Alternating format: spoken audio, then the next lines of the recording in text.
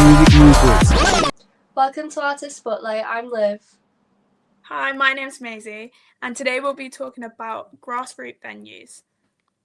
So today we wanted to speak a little bit about Brudenell in Leeds, Brudenell Social Club, because it's won a lot of awards. Recently it's won Top Independent Social Club in a list of 42 independent venues in the UK. And in 2024 it also won Grassroots Champion. And if you don't know, some of the top artists that come from the UK have played there. So, for example, people that have played at Brudenell Social include Kaiser Chiefs, Tom Jones, The Cribs, Kate Nash, and a personal one of my favourites is Ben Howard. Have you ever heard of Ben Howard? No. Do you know the song Only Love? Sing it. No, absolutely not. It's one of them that, like, if you heard it, you'd know. But I love Ben Howard. I've seen him live in. Do you know Brixton Academy in London? Yeah. Yeah, I saw him in Brixton, which was really cool. Brixton's a really cool venue. It's like it almost looks like an old theatre, and it was all lit up, and it's quite a small, intimate venue. So I saw him there. But Ben Howard is so good, and I can't believe I've missed that. That's so annoying. Declan McKenna also played there in 2016, I think it was, when he first released Brazil. So that was like really early in his career.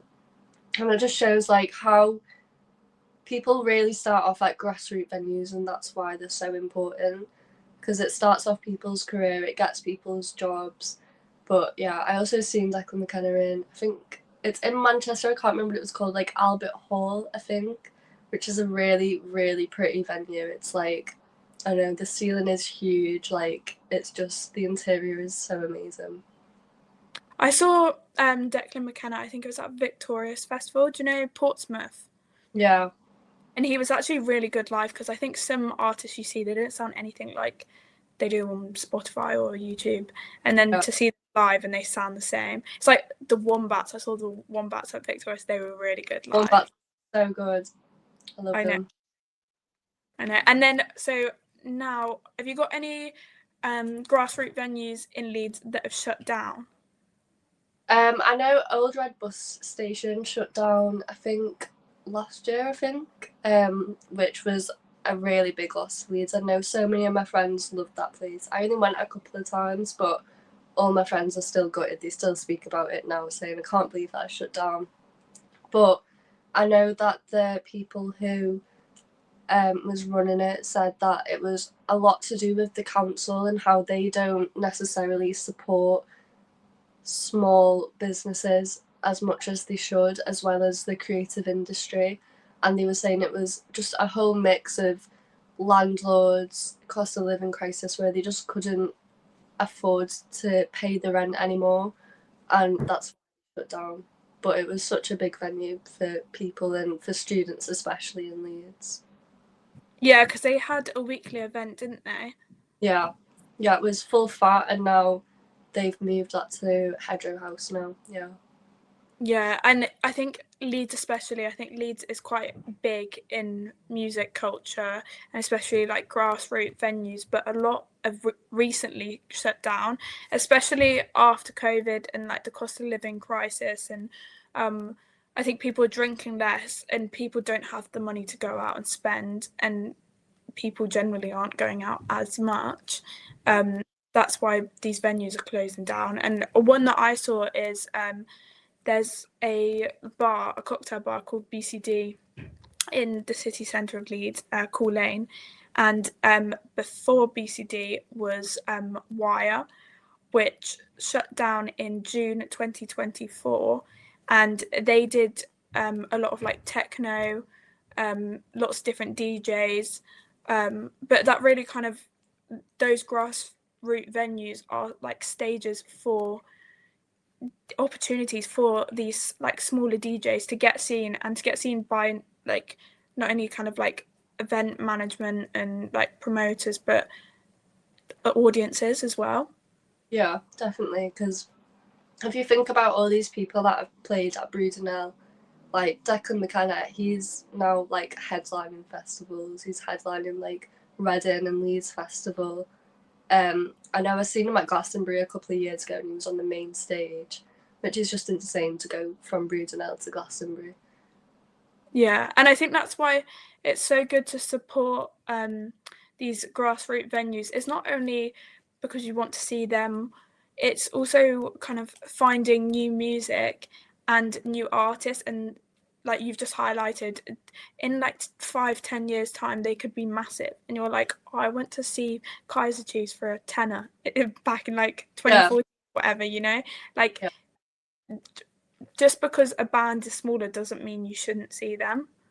yeah. That's like my dad now. He tells me all the time. All these, he like seen Oasis for like 20 quid back in the day, or I know Stone Roses played in my town at home. My town is like really, really small. So Stone Roses played there, and my dad's seen them then when they were quite small, which is just like crazy. So grassroots venues are just like the best places to be, really. Yeah, my dad actually has seen Pink Floyd loads, and he's got all the tickets from like I think it must have been the 80s, and they're all like a fiver to see Pink Floyd, which is just like absolutely mental. And it's like a guy I know, he went to Live Aid, and and that was massive, and he saw like so many incredible people. I guess that's not a grassroots venue, but Yeah, like it's amazing, like back then how much it cost, and like who these people are now. yeah. So I've got some stats on grassroots venues like across the UK, and I just wanted your opinion, Liv, on these stats because I think some of them are kind of mental. So UK grassroots venues contribute more than £500 million annually to the UK economy. Yeah, that is mental. Like, you don't really realise how much goes towards the economy, because I think a lot of it's all young people really that go to it. And obviously not all of them. Like, I know when I go to some events, there'll be like the majority students, and then you'll see like the odd like middle-aged couple, and I think it's so amazing to see different types of people there. But yeah, that is very mental. I didn't realise it was that much money. I think also it kind of shows how, like, I don't know, maybe from other people's perspective, like younger people, and how much they're actually contributing to the economy. But if you actually look at the stats and like the finer detail, there are things like, yes, younger kids, uni students might be going out, but that isn't necessarily all that bad because of how much it contributes to the UK economy, as well as like music in general, and how much that, like, such a small thing and how significant it is. Yeah, definitely. And then just like a quick fire couple of stats, which I found like insane. I feel like this isn't highlighted a lot, like in the media, or people aren't aware of this. So only 53% of grassroots venues in 2025 made a profit. No, made no profit. Sorry, 53% made no profit. So the majority made no profit.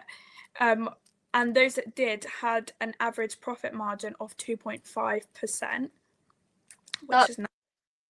that's crazy, because it's just like, how are they? I mean, I guess a lot of them have closed now, but it's crazy how they were even able to stay open, making no profit. Like, I didn't realize it was an issue to that extent. Yeah, I mean, have you heard of Wharf Chambers in Leeds? Yeah, I'm pretty sure they don't make much profit at all, and all of it's places like them that I really think are for the music and getting smaller artists and kind of empowering them, because they don't take away anything from it. It's purely just like driven by culture and what they want to achieve, like, and giving platforms to underrepresented like musicians. And it's selfless, but they're not getting the recognition they need. But then they also can't charge higher prices because people won't pay them, but then yeah, they need to facilitate staying open.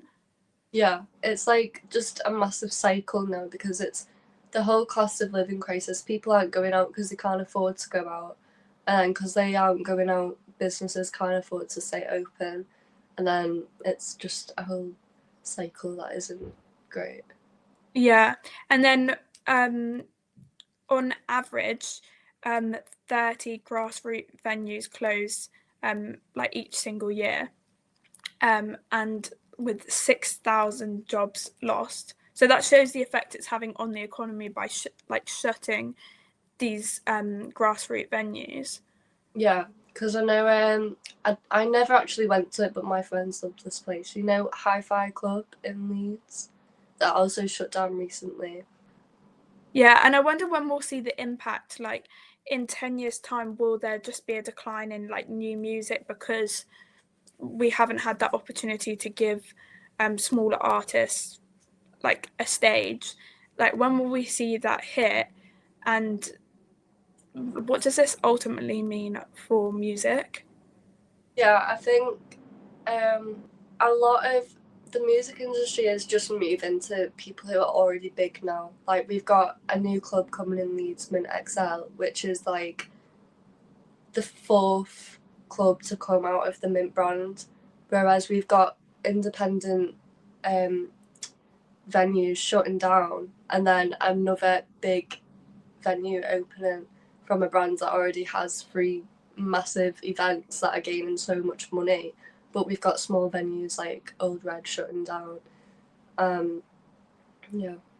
I guess in a way it's because these smaller independent venues don't have the money backing them, so they can't get like new quirky interior lights and facilities.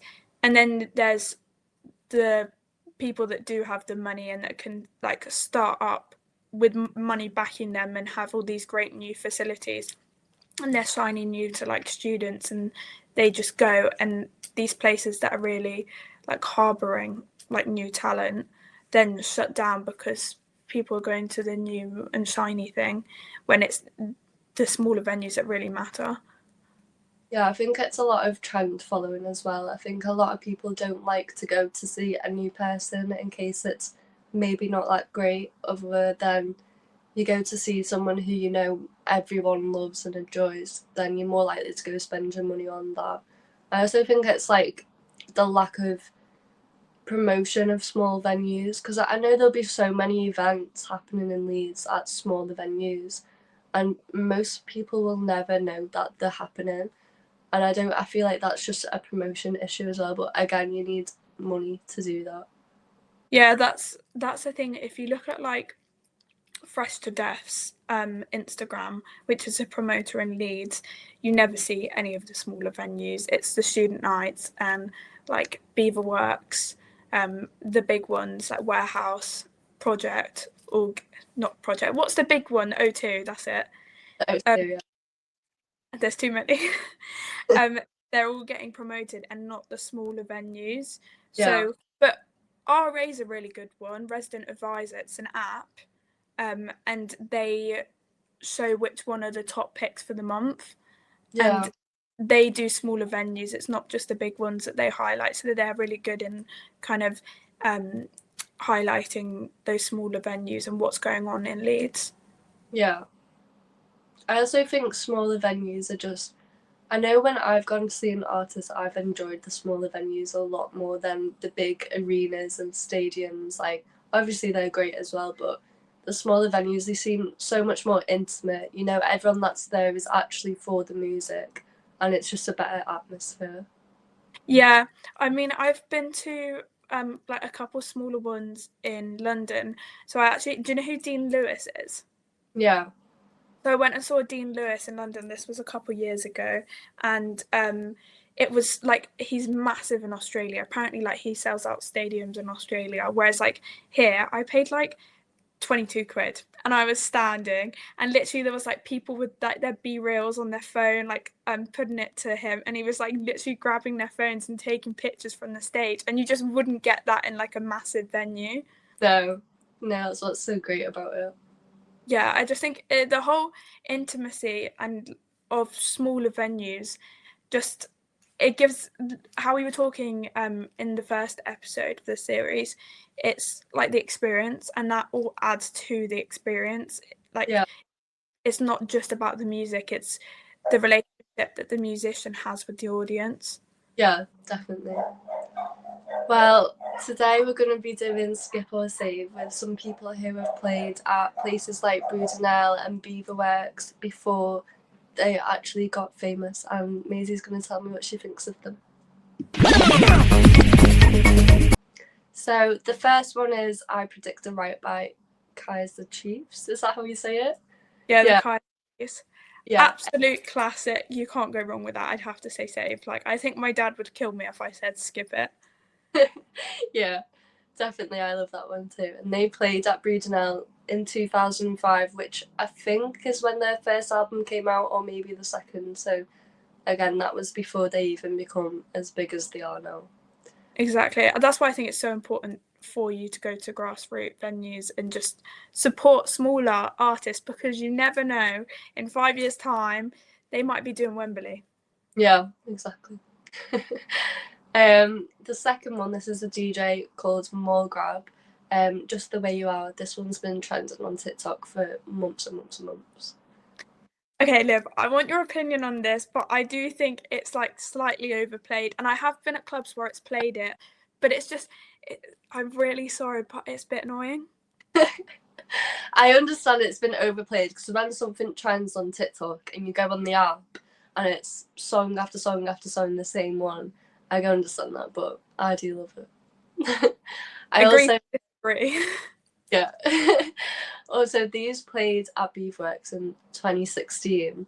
This was when it was one of his first trips to the UK, and he was named as a rising talent as well. And now he's become huge. I've seen him at Mint Warehouse a couple months ago, and he was so good. Oh, really? Oh. Maybe if I listen to some more of his music, I'll change my opinion. But I think it's just that song and like it being overplayed on TikTok. That song definitely is like probably, if you go on Spotify, it's probably like the top one. Like, that is the most played one. But yeah. And then the third one is Brazil by Declan McKenna. Declan McKenna. I'm not like a massive fan of his music, but it was massive on TikTok as well, wasn't it, Brazil? Yeah, it was huge. You see, it's TikTok. Forget a grassroots venues, just get a TikTok. It puts you off it, doesn't it? It does put you off it. It's other stuff, like, this is probably my least favourite one. I think that just happens when it becomes so overplayed, but the rest of his songs are so good. And also, I don't know how true this is, but apparently he wrote Brazil for his A-level or GCSE music exam. And I don't know how true that is. Is he British? Yeah. Oh, I thought he was American. No, he's British. British. Oh. Okay, well, I was gonna say Save the Song, only because when I saw him live, he was really good. Like, and exactly, and this is the main thing. I'll never go see someone who I think or I've seen doesn't sing or like sound similar to what their music sounds like, because what's the point in paying to go see someone who just uses auto-tune and sounds nothing like they actually do? Like, I want to support authentic musicians. Yeah, I agree. And I definitely will look more into that DJ's music and Declan McKenna, and I'll get back to you, Liv. They're so good, honestly. The other songs are great, I promise. I promise I'll look at them. Well, thanks for watching, and we'll see you again next week. Bye.